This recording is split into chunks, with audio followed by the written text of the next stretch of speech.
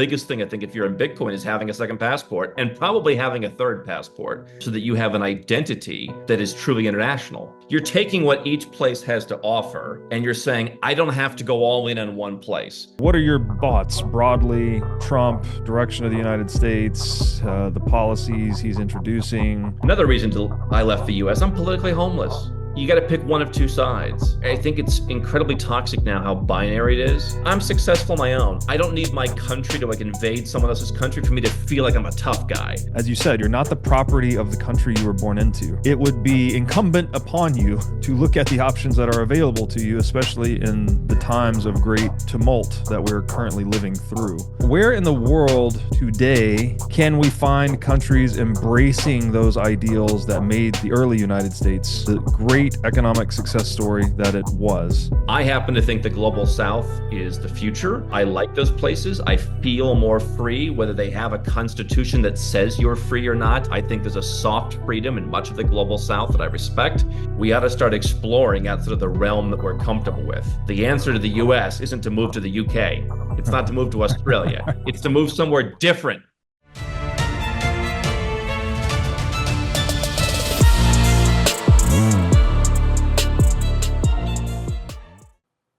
So we have this event coming up.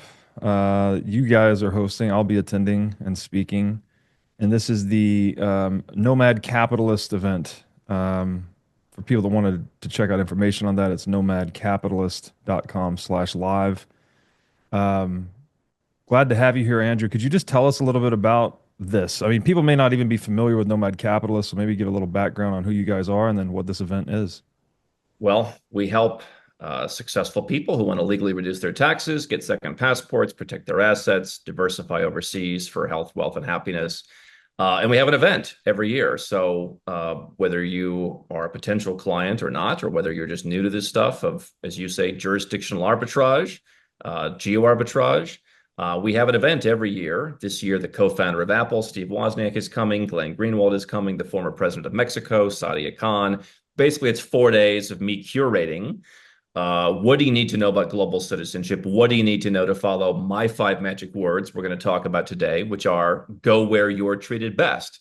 And how do you set yourself up in each part of the world to where everything that you're doing is where you're treated best, whether it's from what your passport is to where you're dating and meeting people. And so this is a 4-day event with knowledge, networking, and it's a show. And it's going to be great. Sounds super cool. It's in Kuala Lumpur. Hopefully I'm pronouncing that correctly. Yeah, so I've been living in Kuala Lumpur, Malaysia. I think it's probably the best value city in the world. It's pretty tax-friendly country. It's a pretty immigration-friendly country. Has some of the kindest people you'll meet. It's one of the most easy places to get in, no matter where you're from, without a visa. Most countries don't require one, even a number of African countries. And it's where I live part-time for 11 years. So we have the event at the Majestic Hotel. It's extremely affordable. They're extremely easy to deal with. And it's a city that I think people should see, including, here's a form of geo arbitrage. Every year I go to Prince Court Medical Center. They don't pay me for this. But I pay about $250 and I get a health checkup that Americans tell me would cost me about 10 grand. And you get whisked in front of all the lines. And you get the most amazing service from British trained doctors who work at this kind of top rated medical tourism facility. So last year we were there and I think about, like dozens of people who were coming to the event. They all took my advice and they went to Prince Court and got their $250-ish, soup to nuts, A to Z health checkup. So it's a city that I think is really top quality. Everybody comes there surprised at just how livable it is. Very cool. How's the weather there? Is it on the coast? It is not on the coast, but it's hot and humid. So there's 4 seasons, they say in Malaysia. There's hot, very hot, rainy, and very rainy. So you're turning on the AC. Got it. Okay, very cool. So let's go into jurisdictional or geo arbitrage. This is another term people may not be familiar with. But obviously, there's a lot of change afoot in the world today. We're living in very turbulent times. We're also living in a time of very high mobility, both personal, physical mobility and then also capital mobility. And that's creating these conditions in which people have a lot more options available to them, and the game has kind of become more sophisticated. So could we just talk about what that game is and then what the advantages are to playing the jurisdictional or geo arbitrage game? When I was 12 or 13, my father started talking to me about how the US, where we're from, was going in the wrong direction. He said, if you're going to be an entrepreneur, as I wanted to be from an early age, this isn't going to be the place. So you ought to start looking at other places. And they looked at other places back in the mid 90s. They looked at New Zealand, which is kind of like the billionaires, bug out place of choice. They looked at Australia, which was great for a while, has kind of gone in the wrong direction. They looked at Chile, and they looked at Argentina. And back then, the game was you were going to sell everything in the US, you were going to move to New Zealand, you were going to live there. I guess eventually you become a New Zealand citizen and you'd be a dual citizen. But in every other way, you were trading one for the other. And that was kind of how it worked back then in the early days of the internet. Now, the internet and countries that need money, and they'll give you a passport if you donate money for their housing. Mhm. More banks are open up and more countries have developed. I mean, Malaysia back in the mid 90s, you wouldn't have talked about moving to Malaysia in the 90s. Now, my dad comes to KL and he says, this is better than most US cities, quite frankly, in this city center. And so the world has changed in so many ways. And so the idea now is you can live in different places. So I live part-time in Malaysia. I don't live there long enough to have to pay taxes there, but even if I did, the taxes will be pretty nominal, if any. But I might keep my wealth in Singapore. If I want to buy, my non-Bitcoin holdings, I might store that in Singapore.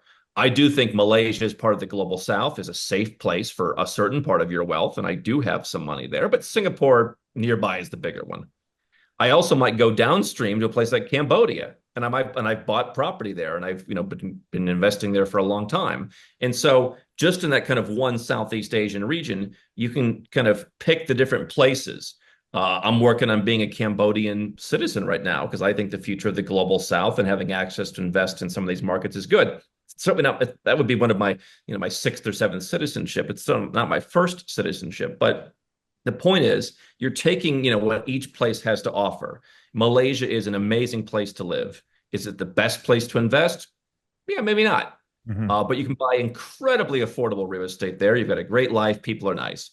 You might want to find somewhere else that you're going to meet the love of your life. Maybe that's Thailand, or that's the Philippines, and maybe something like that. So you're taking what each place has to offer, and you're saying, I don't have to go all in on one place. Mhm. I can kind of pick and choose from the buffet. And outside of the US and a handful of what I call legacy brand Western countries, these places want you to do that.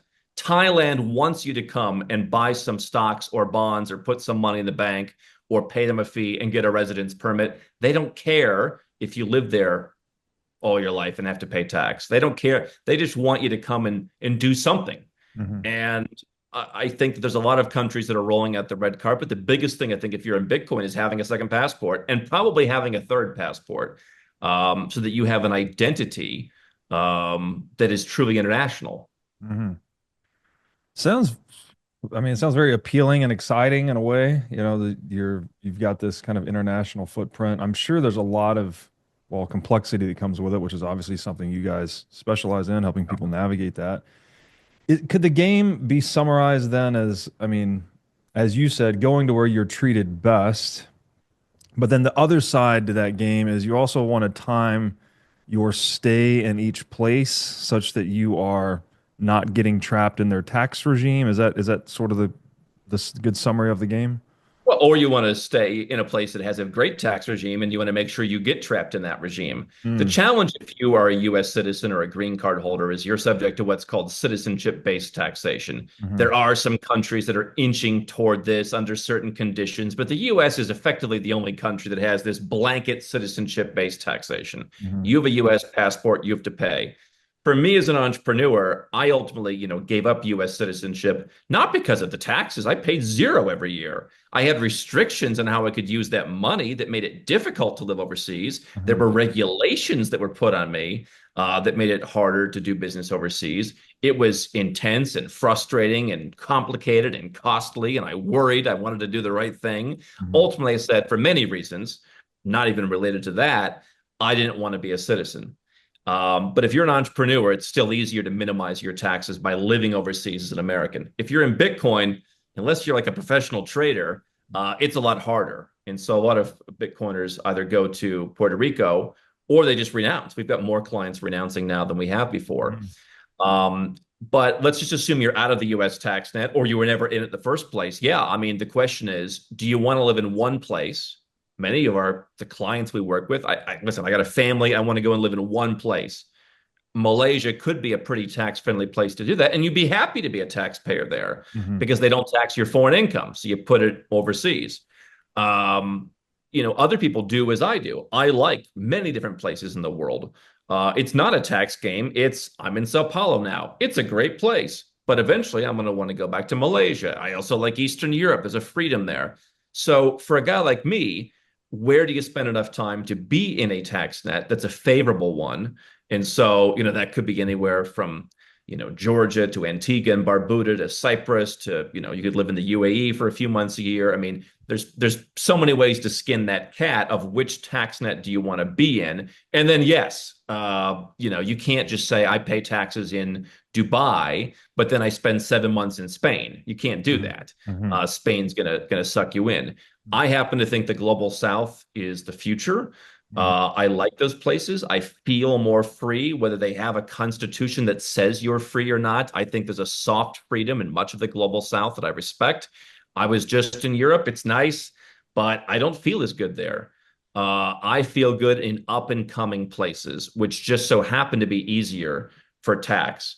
So if you want to live in Spain and then Portugal and then the US, that's going to be a lot harder than the life I live than living in a place like Colombia, where as long as you don't spend exactly 6 months in Colombia, you're not taxed on income outside of Colombia. So the countries that I go to are much lighter touch in terms of Mhm. dragging you into a tax net. And I think that one of my messages to people is we ought to start exploring outside of the realm that we're comfortable with. The answer to the US isn't to move to the UK. It's not to move to Australia. It's to move somewhere different. Yeah. Yeah, going from the US to the UK would definitely be a step backwards if this is if these are your aims, like to mitigate your tax liability. But people think like, oh, this guy thinks the U.S. is so bad. Look Mhm. at the U.K. Look at Yeah. right. I'm not talking about those places. I'm talking about like you should be living in Southeast Asia. Yeah. Yeah. Yeah. Yeah. Okay, let's talk about that then. So you said you're a former US citizen. I assume that means you renounced your citizenship. Yes. What factors contributed to that decision, and then why are you? What's your outlook on the U.S. in general right now? A lot of factors contributed to that decision. I mean, when I was, again, my father would bring these articles home from the Wall Street Journal and share them with us at the dining room table. I was 13 or 14. He said, oh, there's this thing, citizenship-based taxation. I said, that's not fair. Now, I wasn't paying tax at 13 or 14. I didn't have offshore accounts at 13 or 14. I just said, as a budding libertarian, who the hell are they to tell me Hmm. what I can do? And he's like, how do you get out of that? He said, it says here you can renounce your citizenship. I'm like, maybe I'll do that. Like 13 or 14. I said, maybe I'll do that. I didn't know what it meant, but I said, how dare they? I'm not the property of this country. I was born right across the lake from Canada, a miracle of birth almost that I wasn't Canadian. Um, and so, throughout my life, I've observed how the US acts. The US is a bully. I never felt comfortable being an American. I think that people overseas, I mean, you talked about, your wife being from Europe. I think most people outside of the US understand the way the world is going much better. We've got American clients and American guests at our event, and they're pretty plugged in, but they're a small percentage of people. You go to most of the world, they get intuitively what I'm talking about having options. And so I just feel more comfortable with those people. I lived outside of the United States for years. I didn't want to go back. I don't enjoy going through, the border and they bother you and they're not pleasant. Hmm. And I just said, if I don't ever want to go there again and I don't ever want to, live there again, why do I need to be a citizen and subject myself to these restrictions? And you could just look, even Trump, by the way, took actions where it's like, if you're an American and you don't live here, we're going to make your life more difficult in terms of tax filings and regulations and all that kind of stuff. And I just said, why am I the property of this country that I don't really believe in the premise of? I mean, I believe in what they say the premise is. I Hmm. don't believe bombing people. When I go to Serbia, I'm like, Yeah. you know what? I agree with them. They're Yeah. much smarter. They're much more interesting. I get along with them much better. Why was my country bombing them when I was in high school? Yeah. Why is that the business? I don't want to be associated with that. Yeah. And then just that same country thinks they also own me. I said, get the hell out of here. And so, ironically enough, I mean, I was always a pretty, Republican voting guy. I didn't agree with a lot of the Republican stuff on social issues. I'm very libertarian. But it's ironic how the US has gone in this direction where it's kind of like the Republicans now want to raise taxes on millionaires. I just saw another headline just the other day. I've been talking about that for months. I mean, this whole populist movement of if you don't want to live here, you're a traitor. Okay, I don't want to live here, so I'll just fine. I'll bug out. Yeah. And what's interesting is, people say if you don't like it, leave. I did leave. Mhm. I will not and cannot come back. And now they've got an argument the other. Like, you cannot please these people. So why do I want to be one of them? Mhm. Um, Mhm. is it feel nice to not file tax returns and sweat and spend hours worrying? What if I put one number in the wrong place and they come after me? Mhm. Yeah, that feels a hell of a lot better. Mhm. Does it feel better that I can dividend money out of my companies and go and buy real estate around the world more easily and in a much better structure? Sure. Mhm. That wasn't really the reason why I renounced. So I think it was 25 years in the making that I eventually realized I can do this. And I did. So cool. So, I mean, obviously, kind of a courageous move for a lot of people. I think there's this weird thing with American exceptionalism, right? That we're sort of inculcated to in our culture that we think somehow we're the most important country that's ever existed in the history of the human race. Yeah, And yeah. when you, We've studied all the countries going back to the Phoenicians. yes, exactly. And that we're spreading democracy around the world with all of our bombings. It's just like it's a psychosis, really. I mean, and to your point, it's kind of this imperialist attitude, right? They own you. You're a citizenship-based taxation, which means they're going to tax you no matter what you do or where you go.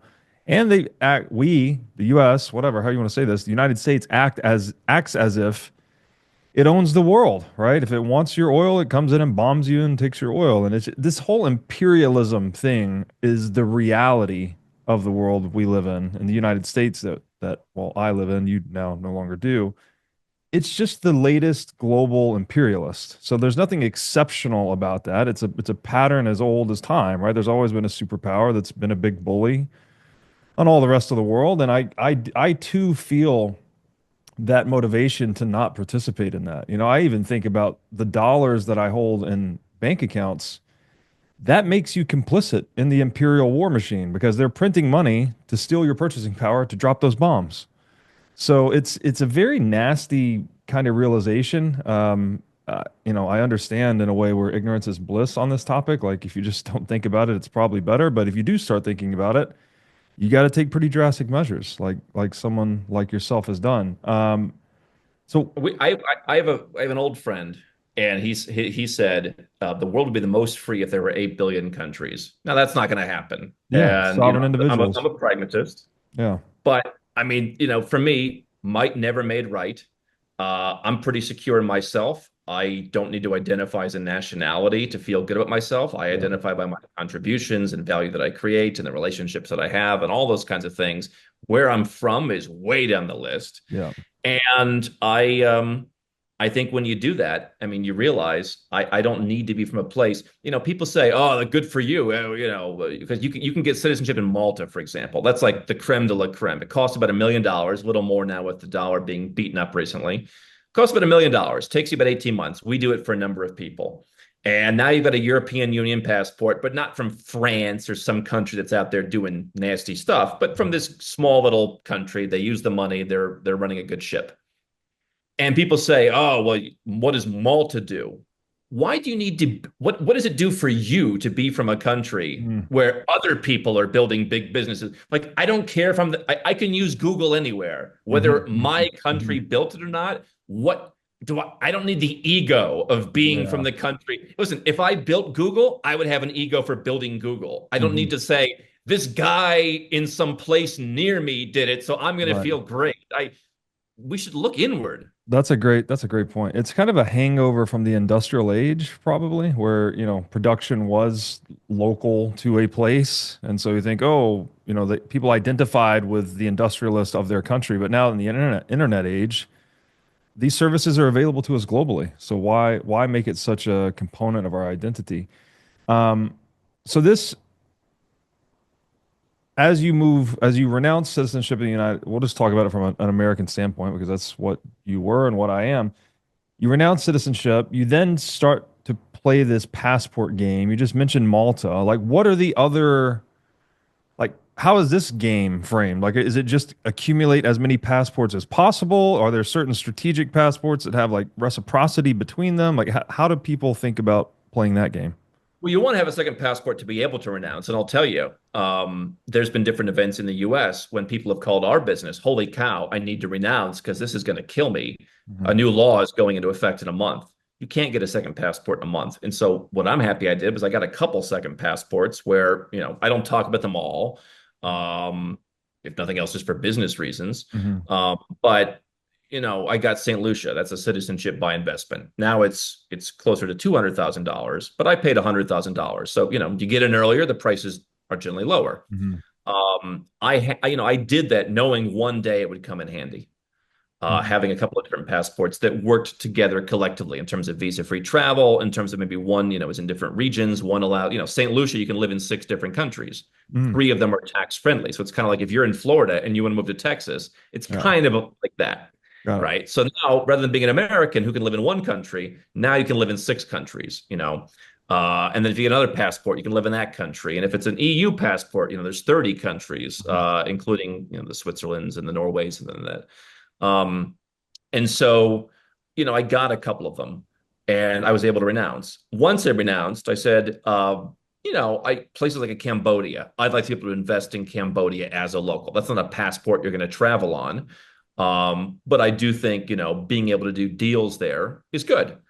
I think that, for me as the guy who promotes this stuff and as a believer in it, I should be the one leading the charge. And so, in Egypt, for example, you can get citizenship by buying property. Now, if you're in Bitcoin, you might say there's too high of an opportunity cost. I'd rather go and get, the new Nauru citizenship that we became an agent for. It's $140,000. That money's gone. But maybe if you think that the other 160 put in Bitcoin will do better, Mhm. maybe Nauru is better. Mhm. Mhm. And Egypt isn't a great second passport. It's a good fourth or fifth passport. But like I believe in the future of Africa and the African Mhm. Union Mhm. to expand things. They want to allow Africans as a continent to do more. So I look at different opportunities. I'm trying to look at where things are going to be in 20 years. And I'll be honest, listen, Mhm. I didn't belong in the US. And so for Mhm. me personally, there is some element which nobody at the US Embassy will ever understand, no matter how honestly I would tell them if they asked. Mhm. Yeah, there's a part of it where I never felt the US was my home. And there's a sense of belonging that comes from knowing you can go to different places and you can feel like you're from there. And Mhm. that's probably something that I've sought. I think if you're in Bitcoin, a second passport to be able to bug out of wherever you're from, if it came to it quickly. I think a third passport to add some diversification. So what some of our clients who don't have ancestry do. Like if you have ancestry, if your grandparents are Mhm. Irish or Italian or Slovak, you could just go and get those great passports essentially for free. Wow. If you want to move somewhere, you can get a passport after a number of years for free, or just whatever the tax consequences of living there are. Unfortunately, the more tax-friendly countries often don't offer citizenship, Malaysia, UAE, etc. I think Panama has actually started to issue citizenships again through naturalization. That could be an option for Americans to go live in Panama for 5 years, learn Spanish. But what a lot of our clients will do is they'll say, I'll get a Caribbean passport, small countries, don't want to bother anybody, good visa-free travel. And then I'll pair that with Turkey, which is part of this kind of global BRICS movement, big Mhm. country, diplomatic heft, visa-free access to the entire global South, pairs well with a Caribbean passport. One is strong, one is weak. There's benefits to both. You're pretty well covered on the travel front. You've got, 7 different countries you could live in. Like that's something that someone might do from a purely investment standpoint, Mhm. forgetting ancestry or naturalization or marriage or anything Mhm. else. So, the game is being diversified. if you qualify for an Irish passport, by all means get it. That's better than an American passport. Right. But and there's plenty of tax-friendly places in Europe these days, but it's not that much different than what you have. So I want a hedge. And Sure. I think most people can do that in three passports. I'm kind of on the extreme side as a global investor. Um, so I So do more. yeah, so it is, I mean, you're trying to increase the number of options available to you Yeah. given all the geopolitical uncertainty and whatnot, and that obviously makes sense. What could you talk a little bit more about? You mentioned the naturalization or the ancestry. Is this just like someone has 20% Irish heritage, so they get a free passport? Like, what is that? I'm sure it's different in different countries, but like broadly speaking, what is that like? Well, unfortunately, they're making it difficult. Italy just came out. Like Italy used to be, you could go back as many generations as Italy existed and say, hey, as long as nobody lost the citizenship because they became naturalized somewhere else before the next generation was born, you could have gone back, a long way. I had a friend, he got citizenships for him and his dad and all of his kids. Mm-hmm. I think that their great or great great grandparents came from Italy. Now they've moved it down to basically grandparents, which is the same as Ireland. So Mm-hmm. it's not about like doing a 23andMe or a DNA test Gotcha. and showing it to them. It's about saying, my mother was so and so born in the United States, but her mother was born in Dingle, Ireland, Got it. and she was Irish, and therefore her mother should have been Irish. So what it basically is, some grandparent gave birth in the US. They figured, hey, my child's American. They may never have given them the Irish passport or the Italian passport. And you're basically just kind of going through and saying, this person should have gotten it, this person should have gotten it, and this person had it. And so now I'm the next in the line. And so different countries let you go back different, links. I am my great grandparents from one side are Lithuanian, but they left 2 years before Lithuania was Lithuania. So you're out. You don't get it. I'm part Norwegian. Norway only allows you to claim it from your parents. I So see. every country is different. We have a few people that we've done it for, I think, in Latin American countries. Hmm. The other thing is we've had a couple people where their mom was born in Canada, maybe even just living there. Hmm. If you're born in Canada, you're Canadian. So if Hmm. your mom's Canadian, you should probably be Canadian. Mm. If you're born in Mexico, we had one client, their mom was born in Mexico. She didn't even realize really she was Mexican. If Hmm. you're born in Mexico, you're Mexican. Therefore, your children are Mexican. Mm. I see. So I you can see. go to the family tree and see. Got it. One other question on the passport. So when you obtain one of these foreign passports, what are the guarantees or assurances that come with it that it will remain as useful in the future as the day you got it? Like that they won't renounce it or change your rights or whatnot. I mean, with like a Caribbean citizenship by investment, they have gone after people where, the guy was on the run, or the guy later became on the run.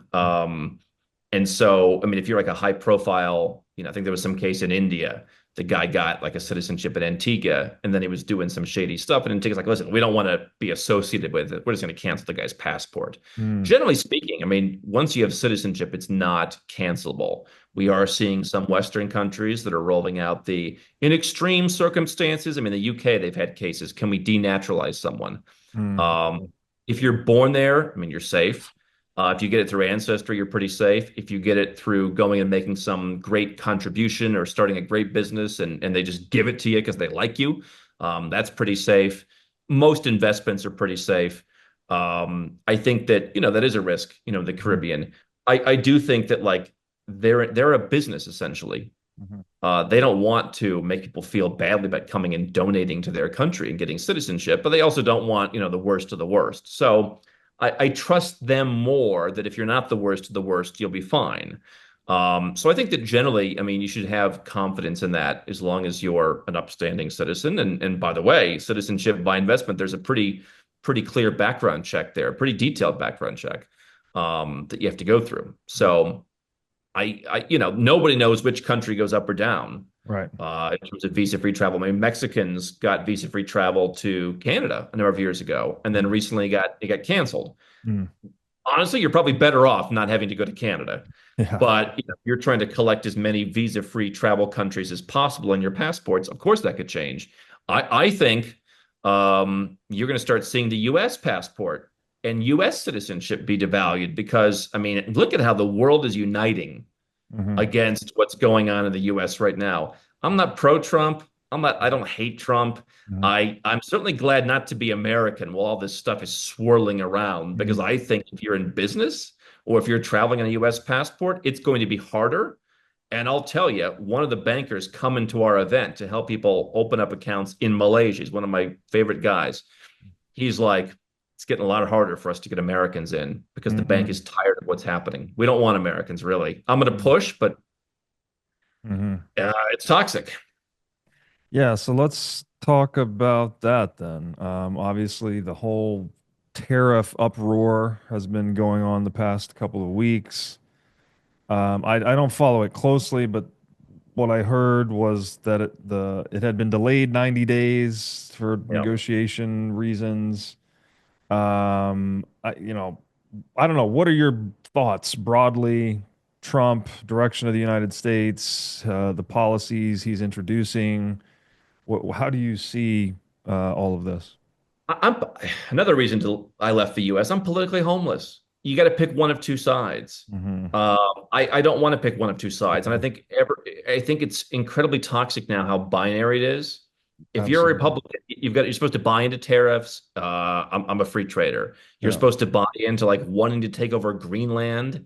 I don't think that's a good thing to do. Like again, I'm successful on my own. I don't need my country to like invade someone else's country for me to feel like I'm a tough guy. Like I'm doing just fine. Hmm. I don't, and I think there's so much of that going on.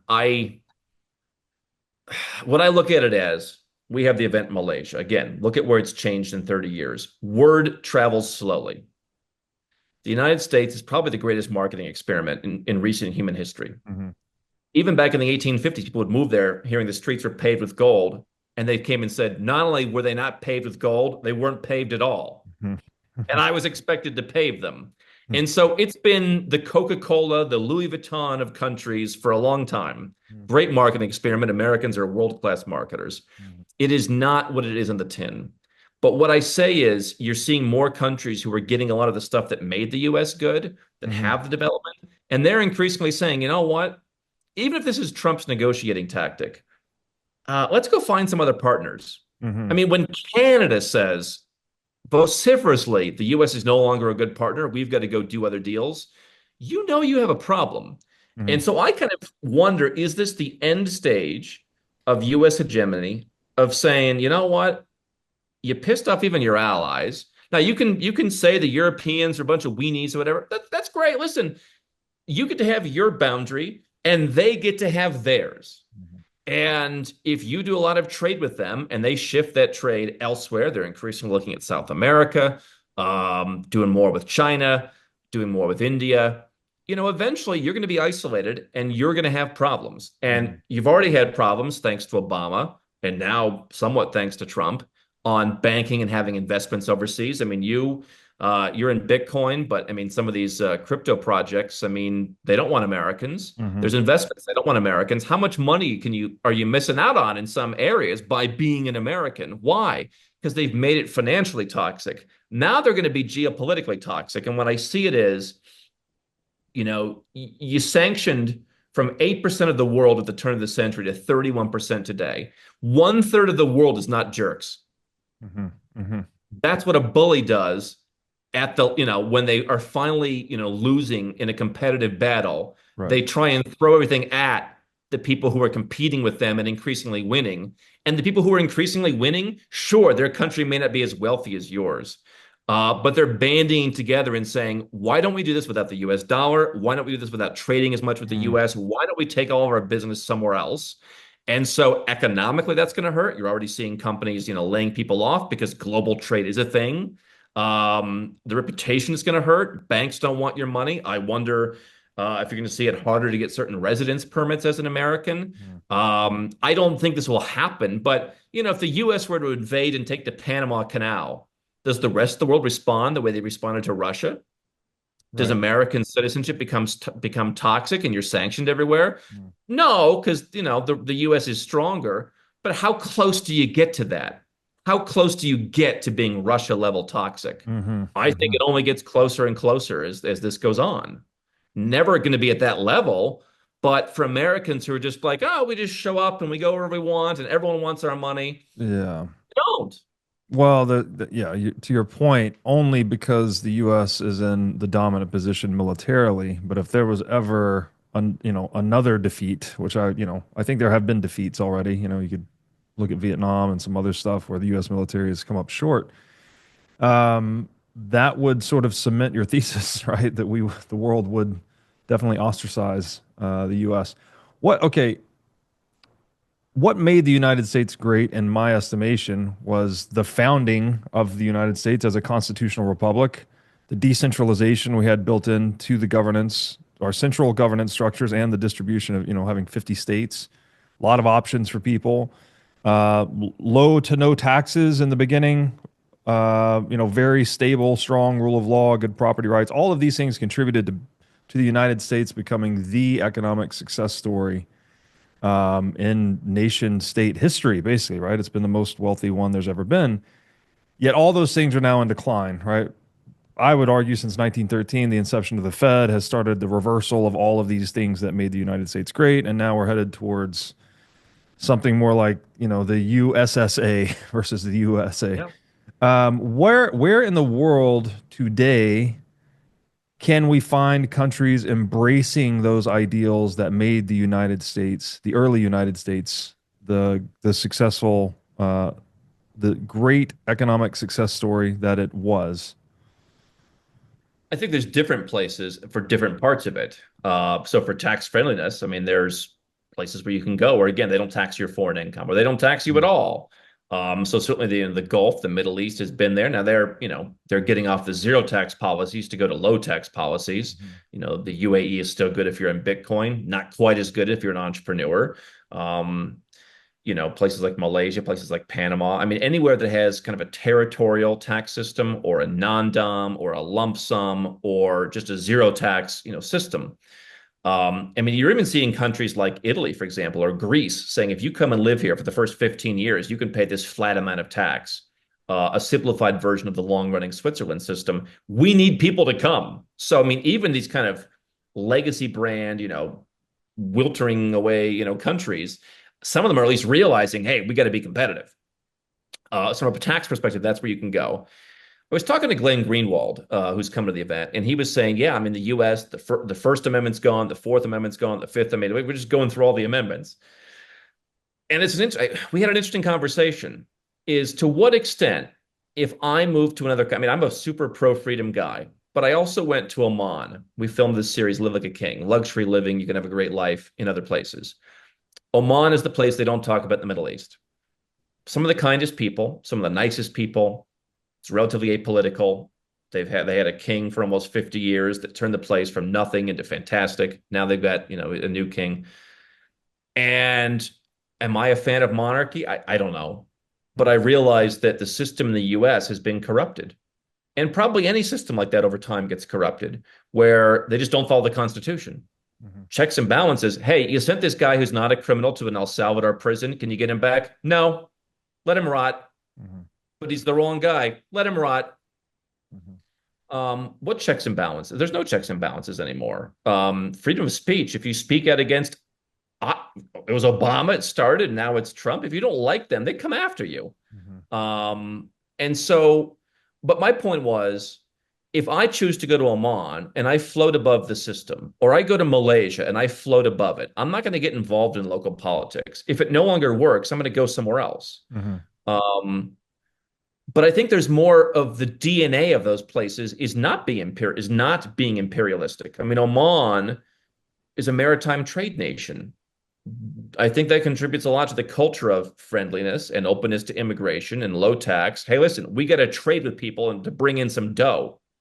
Whereas the US takes a different approach to bullying people. I mean, I think you have to look at the kind of the DNA of the culture.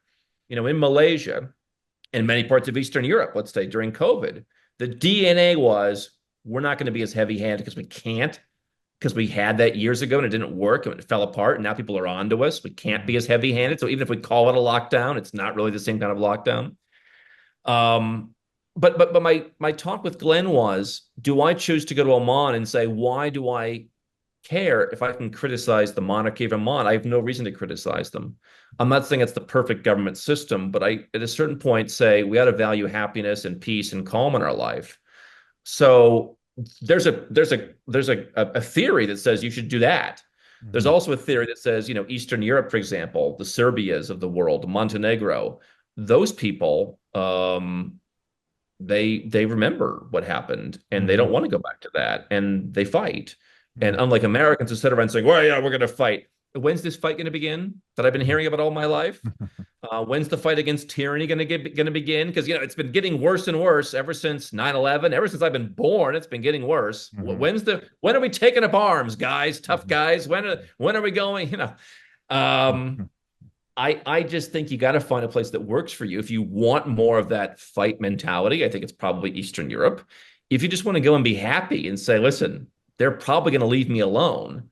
There's a lot of, I mean, Doug Casey, he says, like in Argentina, I'm just the rich white guy who brings in money. They don't bother me. Hmm. And there's something to be said about that. And I think that, if I go back to my initial thought about my parents wanting to leave the US and trade it for one country, I don't think you should move and trade it and go and become politically active and pissed off about the system somewhere Hmm. else. Just find a system that you like and agree with and Hmm. go there and just enjoy it. Hmm. Hmm. And have backup plans, as you said. If Yeah. it does get politically unstable, then you've got plan B, C, D, E. Not just passports, but I mean, you can have residence permits. So in the Right. UAE, if you buy a property, if you put money in the bank, if you start a company, I mean, they will give you a residence permit. A lot of Mhm. people get these 10-year residence permits now. I imagine they'll keep renewing those. If they don't, you'll find somewhere else. Most countries now, I mean, Saudi Arabia has a lifetime residence permit. You pay them a fee once, you're a resident for life. Hmm. So it doesn't have to be just the passports. It could be the countries that generally don't give citizenship. You have some kind of long-term residence permit. You mix those two together. I've got about 12 different options. And if we look at it as some of those citizenships, I can live in other countries. I could go and live in dozens of countries. Hmm. Hmm. Fascinating. Okay, you mentioned this term, which I think is very appealing. I know it's appealing to me, probably appealing to lots of other people, but just this idea of finding the place where you can live like a king, right? Like Yeah. just finding a place that satisfies your wants, right? Has the right climate, has the right culture, has the right, I don't know, goods, architecture, art, whatever the things you're into, right? Where you've named, when we were preparing for this offline, you named a few of these places. So I don't know which direction you want to take it. You already mentioned Oman, Yeah. Malaysia, Colombia, Serbia, Georgia, Turkey, maybe even Africa. Obviously, Africa's up and coming. Yeah. Where in your explorations thus far, like where have you found to be places that you can live like a king? I think the reality is most places. I mean, are a lot of countries in Africa up and coming? Yeah. Mm. And I mean, from a value perspective, I don't care how successful you are, I like a good deal. I mean, to live like a king in Africa may be just as expensive. I mean, I think that, Angola, Luanda, Angola is like often cited as one of the most expensive cities for expats because to live well, it's expensive. Mhm. So I think you're looking for somewhere a little bit in the middle. I mean, Kuala Lumpur to me is a highly developed place. It's about 30, Kuala Lumpur is about 35 cents on the dollar compared to major US cities to live. Your taxes could be, 0 to 10 cents on the dollar if your income is coming from outside of Malaysia. And so right there, I mean, you don't have to be a multimillionaire to go and save a lot of money. Oh, and rent, by the way, is incredibly cheap, or buying property is incredibly cheap. I think that the comparison to that, the best one in South America is probably Buenos Aires. Now, it's not as tax friendly. And I'm the goody two shoes of the offshore world. So if I live in Argentina 6 months, I'm going to be in the tax net. I'm not just going to slink out and pretend I don't live there and hope for the best. Mm. I think Sao Paulo, where I'm at now, is an affordable, good place. I have a home in Bogota, but that's a place you can't spend full time. I mean, these are kind of places that are in the middle. They're well-connected cities. They have a lot of luxuries, but you can also enjoy a simple life. Mhm. You don't have to live in a gated community, right? The way you might have to in parts of, up and coming Africa, for example, or even parts of Central America aren't as safe. Only place I was robbed at gunpoint was in Nicaragua, in the capital. Mm. Uh, so I think South America, Mexico, Panama, South America. I think Southeast Asia is pretty much all good. I happen to think kale is the best value. They speak English. It has a lot of the good things about the US, multicultural, without a lot of the negative things. Eastern Europe, the culture's a bit different. They have a bit more fight. It's also a more direct, brusque culture. Mm. So, some people like that, some people don't. If you want flowy, happy people, it's probably Southeast Asia or it's South America. And happy people probably a lot in some of the Gulf countries too. So you got to pick, what's most important. What I tell people is you've got 100 marbles: freedom, finance, and lifestyle. How many marbles go to each of those three? Mm. Um, and so, some people during COVID said, I don't care about paying high taxes. I just want to live where it's hands off. Yeah. Other people said, listen, my thing is low tax. Um, Other people say lifestyle. I don't really care about the weather. I live in Kuala Lumpur. It's hot. I live in Bogota. People don't realize it's always fall there. It's high Mm. in the mountains. It's Mm. fall. I don't mind. I like wearing a sweater. Mm. So, I mean, you've got to kind of go through and prioritize where those things are. No place is perfect, but I think that, we started this luxury living series on YouTube called Live Like a King. We're doing Bangkok on April 30th. The idea is not to show you should be out eating caviar with pageant winners every day. Mhm. The idea is to show you can. Mhm. And so I listen, when I'm in KL, you'll see me eating at Taco Bell as much as you'll see me out, having French cuisine with a Mhm. beautiful view. Um, but you want those options. And I think that the whole point of the series was, I would say in more than half the world, you can do that. The Mhm. other thing, I guess, is you need to be in a place that's a little, that's big enough. I mean, if you go to the island of St. Lucia, there's some luxuries, but I mean, everything's imported. You don't have as much choice. So you want a place that has enough heft, that's geographically connected enough, probably not an island in most cases. Um, and you can live like a king a lot of places. Hmm. Okay. All right, I want to throw you like maybe a put you on the spot a little bit here. Just I want to just name some things. Like I currently live in Miami, as I shared with you. I do like Miami a lot. One of the main reasons is that I feel like it is the U.S. city that feels most unlike living in the U.S. I actually feel like I'm international most of the time when I'm here, not only because of the language, just something about, I guess, the significant Latin influence that's here. It's been called the London of Latin America. However, I'm still in the United States. So if I were hypothetically just a new client for you and I said, hey, look, I like the beach, I like nature, like spending time in nature. Um, we're pretty much a homebody. We don't eat out much. Like my wife's an amazing cook, so we stay at home. We don't need a lot of restaurants and fancy shopping and all that. We're really into fitness. We like to take care of ourselves. We like to exercise. We really like access to healthy food, healthy ingredients. Again, she does a lot of the cooking, but we need, good organic ingredients and whatnot. What pops to the top of your mind if I lay out those criteria for wanting to live like a king internationally? There's two things that I think a lot of people have mentioned, and especially more successful clients: time zone and proximity to where their business is. I mean, so if those things are important to you, we're I probably don't looking actually somewhere, don't think those are terribly important actually, because we'll be right? flying guests out for the podcast and then they're on local time. Okay. Yeah. I mean, let's just start, closest and kind of radiate outwards. Mhm. I mean, my perspective is if you're going to move and you're a successful person, especially if you're in Bitcoin and you think, hey, Bitcoin's going up long term, why not optimize for taxes built in? So if I'm Mhm. assuming you're looking for one place, we've got to find a place where that tax optimization is Mhm. built in. I'm not saying taxes are the only thing you should worry about, Sure. but if you can save millions or tens of millions of dollars over your lifetime, it's worth thinking about because there are so many choices. So Mhm. Costa Rica comes to mind.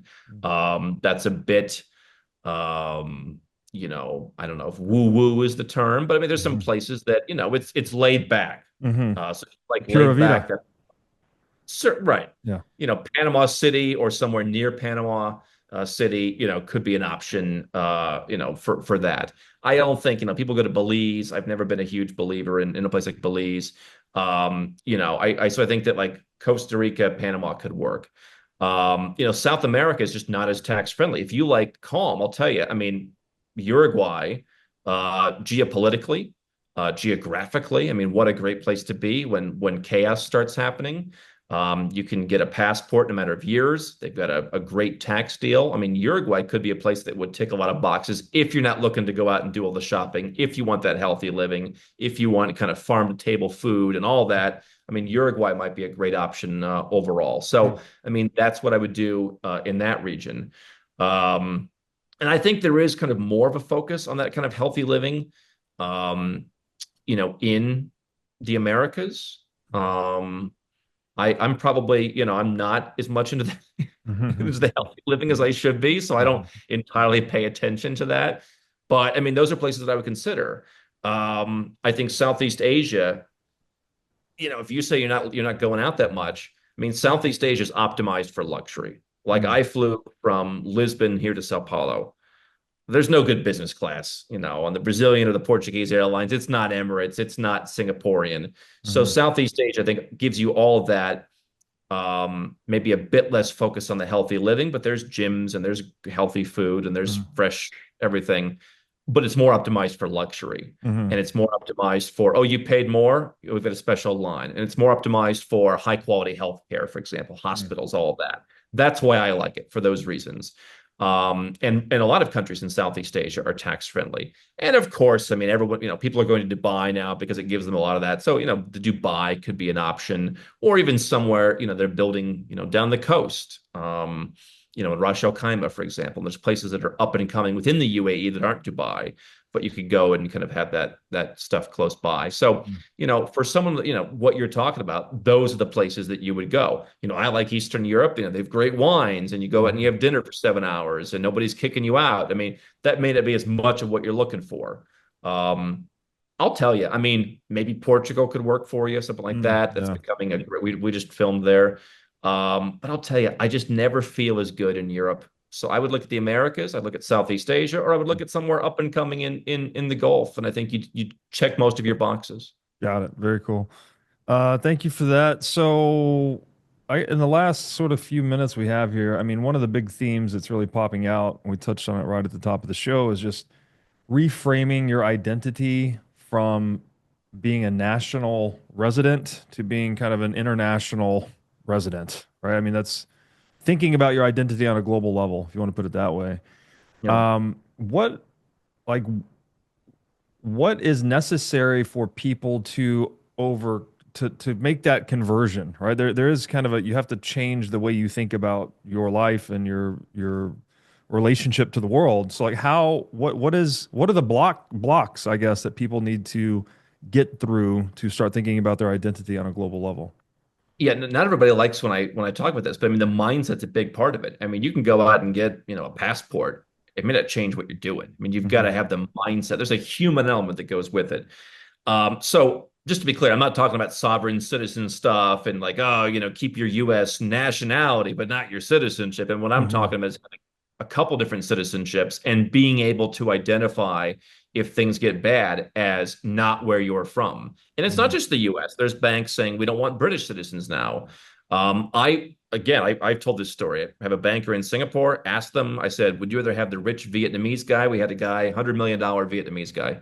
Would you rather have him or an American? They said the Vietnamese guy comes with no baggage. He still brings the 100 million. We don't care where the 100 million comes from. We just want to run a good business. Hmm. And I think that's where things are going. So if you keep, sitting in the US, you're not going to know that. Looking just within the English speaking world, obviously Singapore is English speaking, but Hmm. the Western world, you're not going to see that. You need to kind of understand those stories. I think the best way is you come to our event, Nomad Capitalist Live, or you travel the world on your own, or you start doing this stuff. And so what I tell people is you want to just start doing as many things as possible that are easy. Hmm. We've got the other bank coming to the event is a Georgian bank. And they've got like this priority banking for $20,000. And it's a pretty good, it's actually working pretty well. But you can also open an account there with like $100 if you just want regular banking. Hmm. People should do something like that. Put Hmm. $100 in a bank. Now, if you're an American, there's a limit at which you have to report those accounts. So always, do that, please. I'm not giving you tax advice here, Hmm. but get an account with $100 or whatever you're comfortable with. Use the ATM card, log on to the online banking. Imagine your money's still there. Hmm. That bank apparently has functioned just as well as your US bank. Maybe you buy a property. I I bought some land in Georgia. It's harder now for non-citizens, but I bought land 10 years ago for like 1,500 bucks. And one of them we're selling, or it's on the market for like 87,000. Do something like Wow. that. I bought a little apartment somewhere many, many years ago for $22,000 in cash. Like you had to go withdraw the cash and carry it down the street to the closing. Crazy. Uh, and so, doing that stuff, it builds a muscle. It's like going Yeah. to the gym. The Yeah. more Yeah. Yeah. muscle you're building, the more you have. There's something about getting the second passport. I've got a client. He became a great friend. He came to my birthday party. I said, use the Caribbean passport. Like Mhm. we're getting off the plane, and it's like use the Caribbean one, and it's like there's something for him. He never used. I was like, why haven't you used it? He said, I just feel so good looking at it, knowing I got options. I said, Mm. great, let's put that to the test. Get the stamp. He's like, wow, now like the next level activated for me. Like Mm. felt good. You can't explain it. You just Yeah. when it comes in the mail, you just feel like, wow, Yeah. I Yeah. have options. But now you want to build the muscle on more of these things. But Mhm. but what I want you to be able to do is to say, I do business all around the world at Nomad Capitalist. Um, I never want my country of citizenship that I put on my incorporation documents, or when I go and someone at a hotel where we host an event would say, "Hey, Mhm. who's the ultimate beneficial owner of this company?" Oh, it's an American guy. Oh, we have instructions, not to work, whatever. Mhm. I want to have an identity to where I can do business all over the world. The US, I don't know what the US did for me. My parents paid a lot of money in taxes. I went to school and I think I got a decent education. Mhm. I don't think that exists anymore, Mhm. but okay, I paid for a service. I got a service. I sent my favorite English teacher a copy of my book. Mhm. Great. I paid for it. I got it. We're moving on. If it no longer serves you, you move. I don't owe the United States servitude for the rest of my life Of course. because I exchanged in a business transaction payment for services. Yeah. Um, and I don't want the business that I want to run, which involves having Mexican clients and having Vietnamese clients and working with people. I don't want that to be hurt by the fact that somewhere someone could say, "Are you an American?" or "Are you whatever that Right. we don't like?" I want to be able to have an identity. And I think if you're an American in particular, you ought to give yourself that flexibility. Maybe you stay American for now, but you can always adjust as time goes on because I think they're trying to make these other options more difficult, Yeah. at least Yeah. the easier one. The ones that are available to everybody, Caribbean citizenship, they Sure. already forced double the price. Yeah. Yeah. Yeah. Yeah. Yeah. No, it makes sense, right? That when, well, the pain is becoming greater, so then people are looking for the escape hatch or the exit, and then they start charging more for the exits, right? As demand for the exits goes I up. mean, let's put this in a relationship component. I mean, I Yeah. look at things in the context of human relationships. I think that a lot of things correlate to dating and love relationships. Hmm. Imagine you were in a relationship that you felt was toxic and you wanted to get out, right? If you're in such a relationship, the other person, you don't need them to agree this relationship is Right. toxic. Right. Like the toxic Yeah. person probably won't agree they're toxic, right? Of They're course. going to argue Yeah. and gaslight you and whatever. And you don't need the permission to leave. And then you leave and they chase you around and they're like, hiding behind a bush and they're stalking you and they're sending people like, is that a healthy person? Hmm. Is that what a healthy person does? Is that what, like, no, that a healthy person would say, okay, I get that we're not a fit anymore and we're going to go our separate ways. And I wish you the best. And that's kind of how I felt when I renounced U.S. citizenship was I left feeling an incredible freedom as I walked into the U.S. Embassy. And I said, you know what? Maybe now that it's not my identity anymore, we can be friends and I can feel good about it. And over Hmm. time, I just don't agree with how they run their country. And I looked at, U.S. ambassadors, I mean, telling me Yeah. they hope I suffer in the Wow. comments section with their own name. It's like, yeah, you guys are toxic. I want to Wow. escape. I want to do so peacefully. Like you run it how you want to run it. I have my opinion. Like God bless you.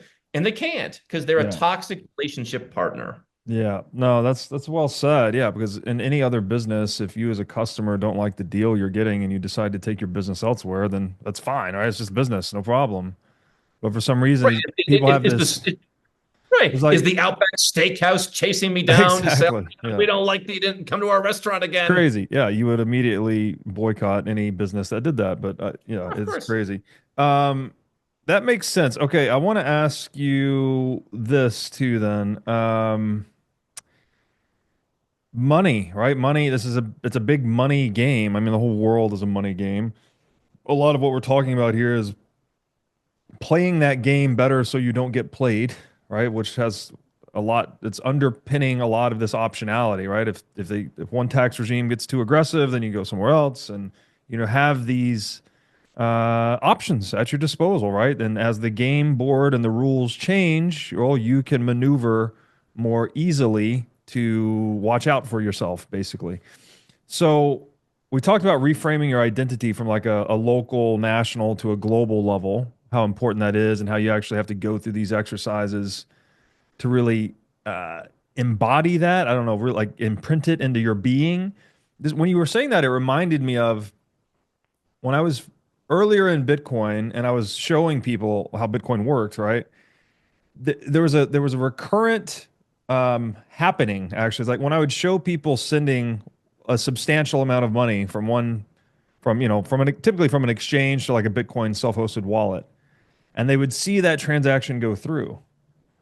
And they'd be like, "What? Holy, wait, what? What happened? Like the money's just there? Like that was it? There's no, I didn't have to ask permission or like, get wire approval or put in a code. Like it was like magic for them, and they had this like this visible, visceral response. Almost like the guy you said where he used his passport for the first time, it leveled him up, right? It like levels up your cognition or your self-sovereignty. I don't know what exact words to use here, but how do we then? It seems obviously important that you reframe your identity in that way, but should we also be thinking about money, like reframing our money from, oh, I have so many dollars, so many X units of national currency, versus thinking about money in more of a global perspective? How do you look at Well, money in that I sense? it's something that I've been thinking about a lot. And by the way, I'll tell you this. I just moved. Here's an example of the muscle. I've been doing this long enough. This isn't a lot of money, but I just moved out $400,000 from the US. I don't have that much left in the US, but I said, you know what? I'm doing more business in South America. I'm going to get a better property in Colombia. That's part of the money for the property. It's one of like three payments, the biggest of three payments.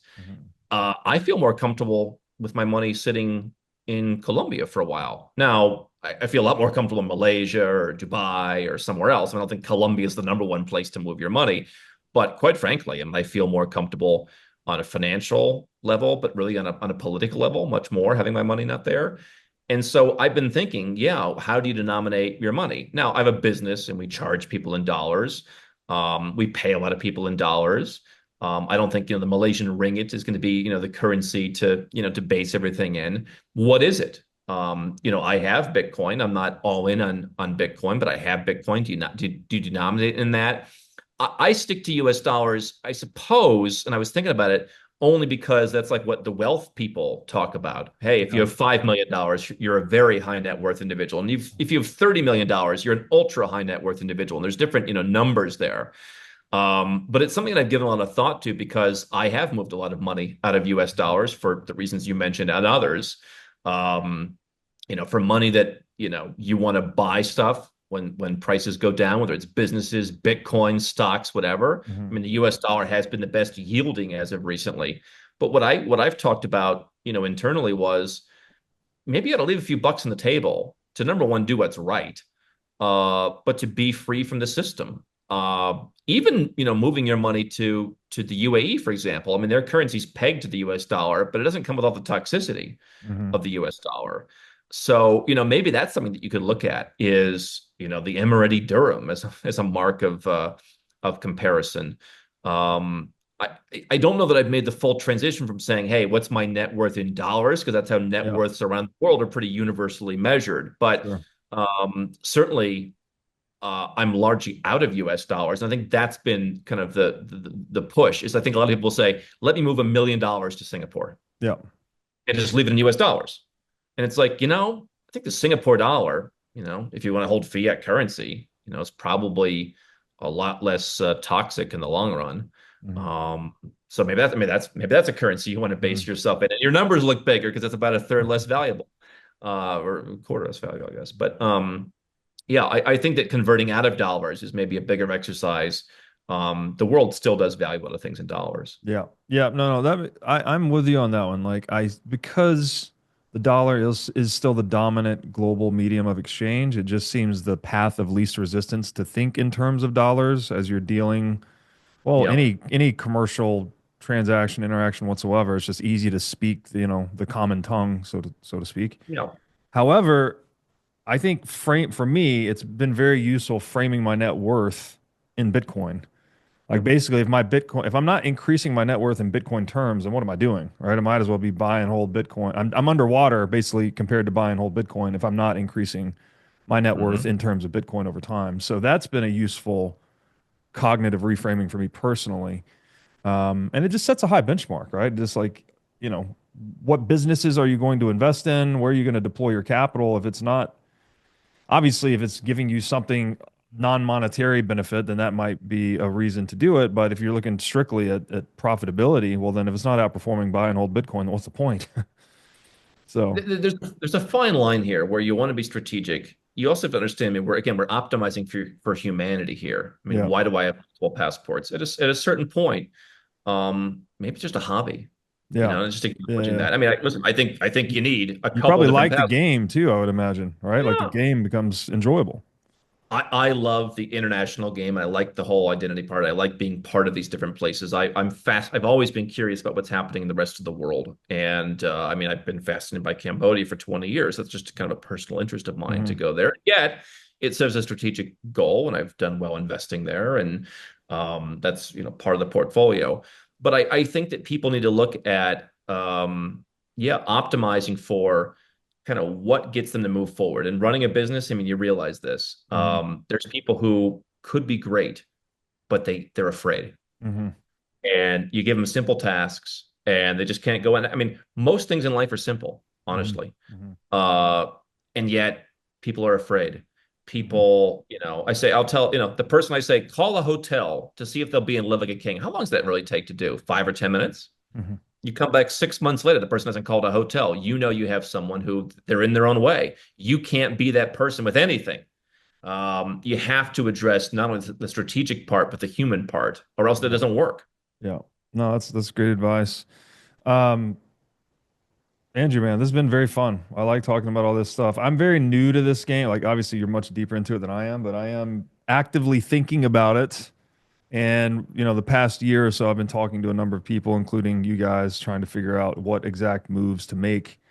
And so, yeah, I just hope this is something that everyone's thinking about, right? You're not, as you said, you're not the property of the country you were born into, right? You do have options and you need, well, you don't need, it would be incumbent upon you to look at the options that are available to you, especially in the times of great tumult that we're currently living through.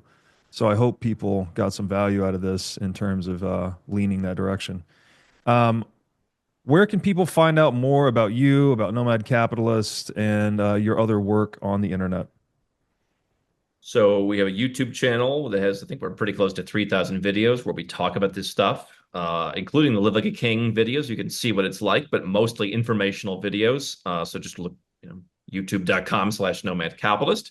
I wrote a book about 7 years ago called Nomad Capitalist. It is not a how-to guide. It is the human side. It is the stories. It is the motivation. It is things to get you started. It is uh, dismissing the myths. Mm-hmm. So, don't buy the book, think it's going to tell you the best passport because we've helped people, I think, get several dozen different passports under all sorts of different ways to get a passport. There's no best. It's Hmm. what's best for you. So the YouTube channel, the book. We have a service. If you have $1 million or more, whatever that is in Bitcoin, I guess today, if you have 12 Bitcoin or more liquid, we'd love to help you. I mean, this stuff, the way we do it, if you have money, it's complicated. And I've learned that the hard way. And I try to build a business for what I wish it had existed along the way because, just moving to Dubai as a one-step solution isn't going to solve all your problems. You want holistic. So we have a holistic business at Hmm. nomadcapitalist.com. We'll help you figure it out. And then we have the event, which you're coming to with all these other great luminaries, where it's if you can afford to do that, a great place to come and dip your toe in and kind of get again the whole slate of things, Hmm. not just taxes, not just golden visas and passports, but investments. We've got people coming from Africa on the ground. What's it like? Maybe you like that, maybe you don't, but now you know. Hmm. Latin America, we got the guy from Shark Tank, Colombia coming. We got a guy on AI coming from Asia. Like you need to know all this stuff to open up your horizons, and you'll pick the things that are best for you. So I think the event is as good a place as any to start. If you want to work with this, we'll be there to talk to you. But those are kind of the four different things that we do. Very cool. Yeah, I'm very excited. I think people that are thinking and acting on this wavelength, those are the kind of people I want to interact with. So looking forward to the And event. that's and we get it. I guess we sold out last year in about 2 weeks, and we had about 800 people from all over the world. I want it to be international. Hmm. I don't want that. That's partially why we're in Kuala Lumpur. Hmm. Is the good Americans, the good Canadians, the ones that I love talking to, they come. Hmm. If I have the event in Austin, Texas, number one, I can't go to Austin, Texas right now. I don't want to go to Austin, Texas. Okay. We used to do it in Cancun. I'm kind of done with Cancun. Hmm. It's a much harder experience with the hotel, but I want to get people from all around the world so you can learn. Hmm. You can Hmm. talk to a guy from Brazil. Okay, what can we exchange? But more importantly, people say, there's nowhere else I go where everyone agrees with what I'm saying. Yeah. You need to have a community, some more than others. Um, but I think the community aspect is very important where you'll realize this isn't crazy. These people are not nuts. I mean, Yeah. I interviewed Neil Strauss many years ago. He wrote a book called Emergency, and he talked about going to some event like this where the people were like these, privacy. They're just nuts. He said Hmm. these people are they're nice people, Hmm. and they're normal people, and they just want to be free. And I think meeting more people like that is probably another muscle you can build. Yeah, for sure. For sure. Awesome. Well, thank you again for doing this. Thank you, sir. And I'll see you soon. Been my pleasure. Thanks for watching. If you enjoyed this episode, click here to find more just like it, and here to find our most recent episode. Also, make sure to like this video to help shine light on the corruption of money, and be sure to subscribe to this channel to stay connected.